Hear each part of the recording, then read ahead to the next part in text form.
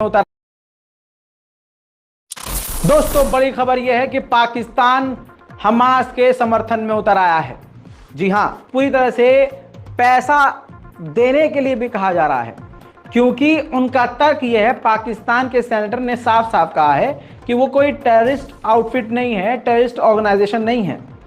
जी हां, गजा के अंदर जो हमास है वो चुनाव जीता था, और ये बात दोस्तों हकीकत है। वो पॉलिटिकल पार्टी है, वो पॉलिटिक्स में आई थी, उसने चुनाव जीता था, इलेक्शन जीती थी वो, जिसके बाद हमास जो है वहाँ पार्टी में आई थी।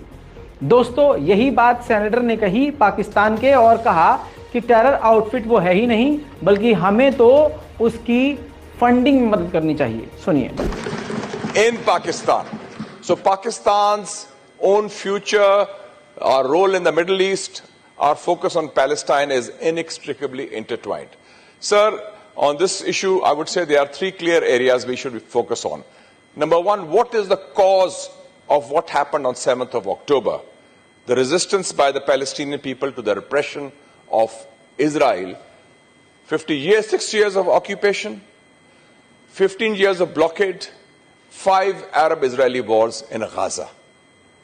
And let me also make it very clear, because the Western media has been talking that Hamas, which is also a duly elected representative of the people of Gaza. In January 2006, Mr. Chairman, there were elections in Gaza, monitored by the former American President Jimmy Carter, who said they are the freest elections that took place in the Middle East. In that, Hamas emerged as an elected representative of the people of Gaza. And so they have their ministries, they have their government, and we are very proud of the fact, the Senate of Pakistan, that I was then chairman of the Foreign Relations Committee in June, monitored by the former American President Jimmy Carter, who said they are the freest elections that took place in the Middle East. In that, Hamas emerged as an elected representative of the people of Gaza. And so they have their ministries, they have their government, and we are very proud of the fact, the Senate of Pakistan, that I was then chairman of the Foreign Relations Committee in June 2006. We hosted the Hamas Foreign Minister Mahmoud Zahar when he came to Pakistan in June 2006, and we also provided him financial and other support, and he addressed our parliament here. And I think that we have this kind of history, so we should be very clear. Hamas is a political organization representing the people of Palestine, opposing the state terrorism. दोस्तों, Lebanon के border के इलाके पर पत्रकार मौजूद थे। Israel की तरफ से बमबारी की गई और जिसमें एक पत्रकार मारा गया।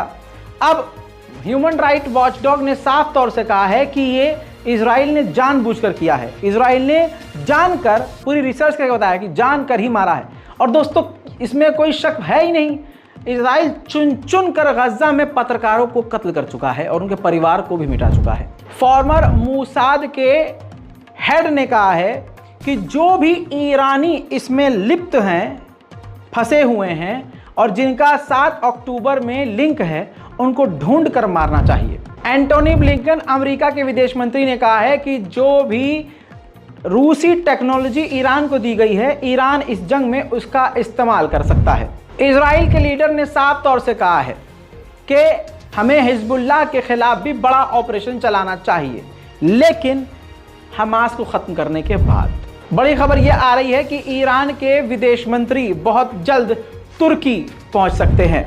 बड़ी खबर यह आई है कि कतर के अंदर डुबकी मार के आए हैं मोसाद के लीडर। जी हां, मोसाद का चीफ जो है, खुफिया तौर से चुपके से 1-2 दिन पहले कतर होके आया है। अब बात क्या हुई है ये अभी सामने नहीं आई।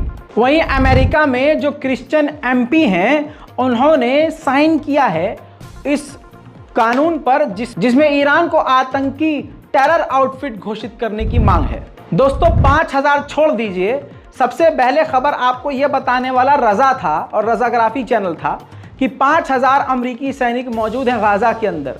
लीजिए, मेरी बात कितनी सही साबित हुई, आज सोच के देखिए। 5 नहीं, 20,000 इजरायली सैनिक अमेरिकी सैनिकों के साथ पूरे मिक्स होके इस वक्त मौजूद हैं गजा के अंदर। कि एक महिला स्टूडेंट ने इजराइल के खिलाफ प्रदर्शन किया था, पोलैंड के कॉलेज ने अब उसको अपने कॉलेज से निकाल दिया है। यूरोपीय यूनियन के फॉरेन पॉलिसी के चीफ ने साफ तौर से कह दिया है कि इजराइल के लोग और इजराइल की सरकार गलत कर रही है, जो फिलिस्तीनियों के इलाकों में फिलिस्तीनियों के घरों पर सेटलर्स हमला कर रहे हैं। इजराइल और इजराइल के लोग पैसा देकर सारे काम करवा रहे हैं, लेकिन इसके बावजूद आप स्क्रीन पर देखिए ट्रेंड क्या कर रहा है। स्टैंड विद फिलिस्तीन हैशटैग 285 मिलियन बार पोस्ट किया गया। स्टैंड विद इजराइल उसके आगे सिर्फ 64 मिलियन, यानी फिलिस्तीन को पूरी दुनिया से जमकर सपोर्ट मिल रहा है।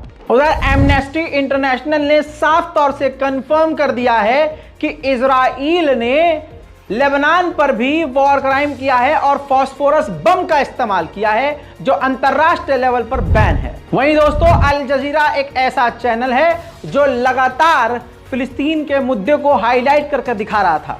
पहले उसकी बिल्डिंग को तबाह किया गया, अमेरिका से धमकी दिलवाई गई और अब उसके ऊपर साइबर अटैक किए जा रहे हैं। सोच के देखिए दोस्तों, जो जो बात कही गई है हमारे द्वारा सच साबित हो रही है।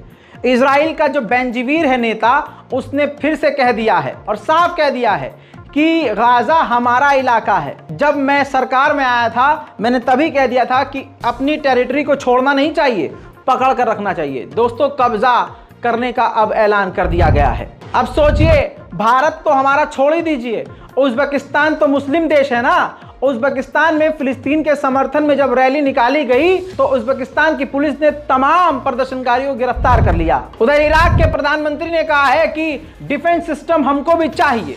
हम भी कई देशों से बात कर रहे हैं कि हमें एयर डिफेंस सिस्टम मिल सके। दोस्तों, इजराइल के अंदर 50 रब्बी यानी 50 उनके धर्मगुरुओं ने डॉक्यूमेंट पर साइन कर दिया है कि गाजा के अंदर जो अल शिफा अस्पताल है उसको डिस्ट्रॉय कर दिया जाए, तोड़ दिया जाए। वहीं ईरान ने साफ कह दिया है कि जो लड़ाकू संगठन हैं जो इजराइल के खिलाफ लड़ रहे हैं वो शांत नहीं बैठेंगे। फिलहाल की इस रिपोर्ट में इतना ही। जल्द लौटूंगा और भी बड़ी जानकारियों के साथ। जय हिंद।